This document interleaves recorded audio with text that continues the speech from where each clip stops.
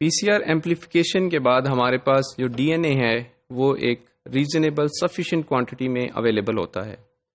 Now what is the fate of this PCR product? जो हमारा amplified DNA है, अब हम इसको पीसीआर प्रोडक्ट के नाम से आगे लेके चलेंगे। What is the fate of that PCR product in our research? Different इसके पर्पसेस हो सकते हैं। One of the purpose is to use that PCR product in cloning. अब जब हमने पीसीआर रिएक्शन सेटअप किया था उसमें हमने एंजाइम्स भी यूज किए थे, उसमें हमने डीएनटीपीज भी यूज किए थे।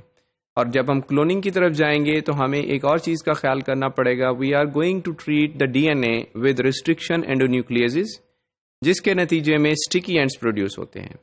अब पीसीआर प्रोडक्ट में जब हम स्टिकी एंड्स क्रिएट करेंगे तो कीप इन माइंड हमारे पास वहां पे डीएनटीपीज भी मौजूद हैं, हमारे पास वहां पे पॉलीमरेज भी मौजूद है। तो जो 3 प्राइम एंड ऑफ डीएनए के ऊपर एक गैप क्रिएट होता है जिसको हम स्टिकी एंड्स कहते हैं, एंजाइम और डीएनटीपीज उस गैप को फिल कर सकते हैं। इसलिए purification of PCR product is required. इसके लिए डिफरेंट तरीकाकार यूज किया जाता है, डिफरेंट प्रोसीजर्स यूज किए जाते हैं।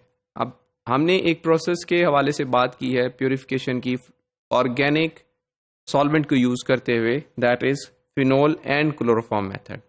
Phenol, chloroform and ethanol can precipitate the or can purify the DNA, but it will not do anything to the enzymes present in the reaction mixture.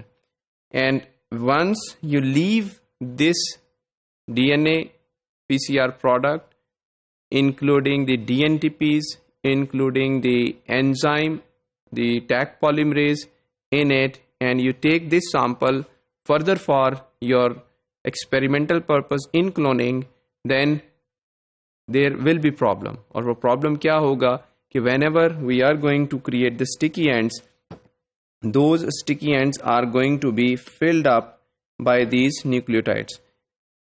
Normally जब हम DNA को treat करते हैं restriction endonuclease से, हमारे पास कुछ इस किस्म की सिचुएशन क्रिएट होती है that the DNA is having one end, the single stranded overhang. This overhang is called as the sticky end.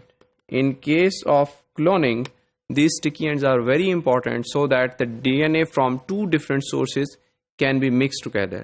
So before we proceed further to use this PCR product, we have to purify it, and for purification the aim is to get rid of this enzyme polymerase and to remove all the unwanted or unused DNTPs.